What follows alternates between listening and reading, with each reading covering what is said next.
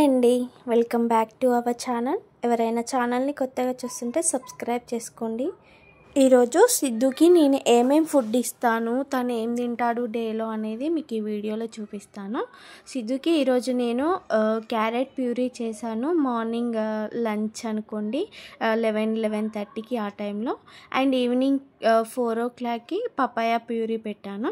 మిగతా టైంలో నా బ్రెస్ట్ ఫీడింగే ఇస్తాను. తనకు స్లీపింగ్ టైంని బట్టి నేను ఫుడ్ అనేది టైం చూసి పెట్టుకుంటాను. మీరు మీ పిల్లలకి కూడా తను పడుకునే టైంని బట్టి 12-1 ఆ టైంలో పెట్టుకున్నా పర్వాలేదు. ఒక ఫ్రెష్ క్యారెట్ తీసుకోండి, దానిపైన పొట్టు మొత్తం పీల్ చేసి దాన్ని ఒకసారి వాష్ చేసుకొని చిన్న చిన్న పీసెస్గా కట్ చేసి పెట్టుకోండి. కట్ చేసుకున్న పీసెస్ని ఒక స్టీమర్లో బాయిల్ చేసుకోవాలి.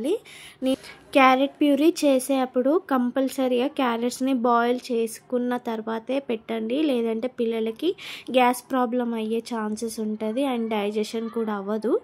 సిద్ధుకి నేను ఇది ఫస్ట్ టైం పెడుతున్నాను క్యారెట్ ప్యూరీ. సో ఇందులో నేను ఓన్లీ క్యారెట్ మాత్రమే యూజ్ చేస్తున్నా, వేరే ఏ ఇంగ్రీడియంట్స్ కూడా యాడ్ చేయట్లేదు. వాళ్ళకి సపరేట్గా ఫ్లేవర్ అనేది తెలియాలి కదా, అందుకని చెప్పేసి క్యారెట్ ఒకటి బాయిల్ చేసి ఇస్తున్నా అన్నమాట.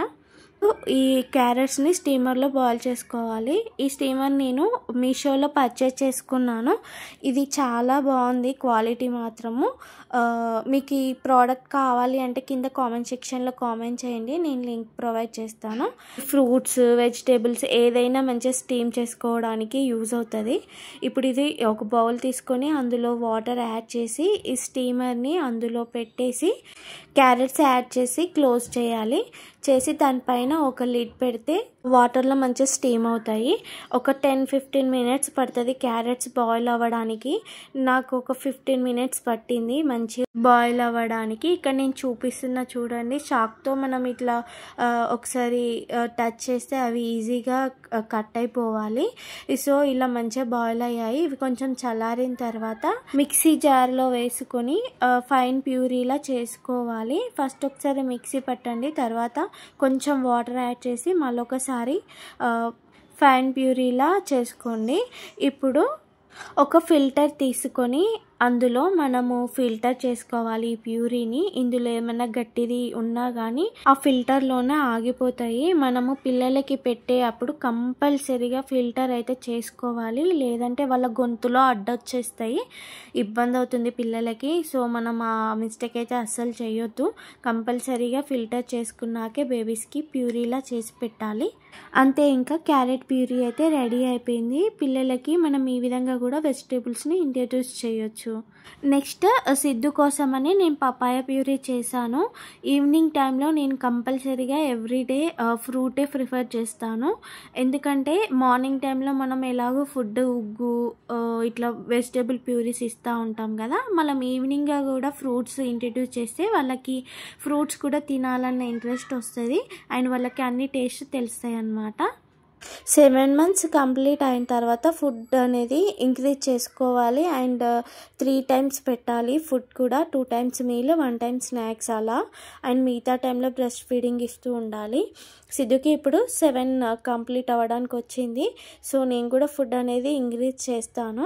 ఒక ఫ్రెష్ పపాయ తీసుకోండి, దాన్ని మంచిగా వాష్ చేసుకొని మనము బేబీకి ఎంత పెడుతున్నామో అంత సైజులో కట్ చేసుకొని దానిపైన పొట్టు మొత్తం తీసేసి అందులో ఉన్న సీడ్స్ని మొత్తం తీసేయాలి. అందులో వైట్గా లేయర్ ఉంటుంది కదా, అది కూడా తీసేయండి.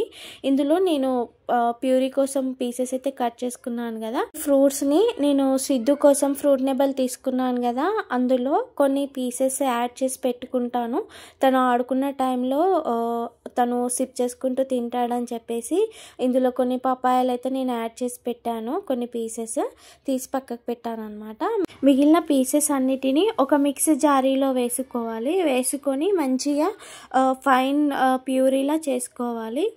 కొంచెం వాటర్ యాడ్ చేసుకోండి, అప్పుడు మనకు మంచి ఫైన్ ప్యూరీ వస్తుంది. వచ్చిన ప్యూరీని మనము ఒక ఫిల్టర్లో వేసుకొని ఫిల్టర్ చేసుకోవాలి. అందులో ఏమైనా గట్టిది ఉంటే అందులోనే ఆగిపోతుంది అనమాట.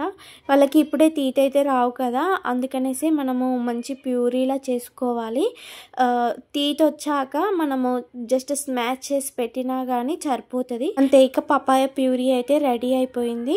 మనం ఏ ఫుడ్ పెట్టినా కానీ సీక్వెన్స్గా 2 days 3 days అయితే కంటిన్యూ చేయాలి. అప్పుడే వాళ్ళకి పడుతుందా లేదా అనేది మనకు అర్థమవుతుంది. దాన్ని బట్టి మనము ఫుడ్ అనేది చేంజ్ చేసుకోవచ్చు. ఇది మాత్రం కంపల్సరీ. అండ్ ఫుడ్ ఇచ్చిన తర్వాత కంపల్సరీగా వాటర్ అయితే ఇవ్వండి. సమ్మర్ స్టార్ట్ అయింది కాబట్టి వాళ్ళకి మస్ట్ అండ్ షుడ్గా వాటర్ అయితే ఇవ్వాలి.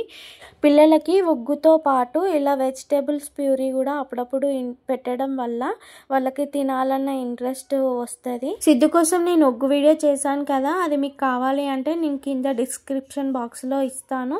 అలాగే బేబీ ఫుడ్ రెసిపీస్ కూడా డిస్క్రిప్షన్ బాక్స్లో ఇస్తాను. కావాలంటే ఒకసారి చెక్అవుట్ చేయండి. ఈ వీడియో మీకు నచ్చిందా? ప్లీజ్ నచ్చితే లైక్ చేయండి, షేర్ చేయండి, కామెంట్ చేయండి. Thank you for watching.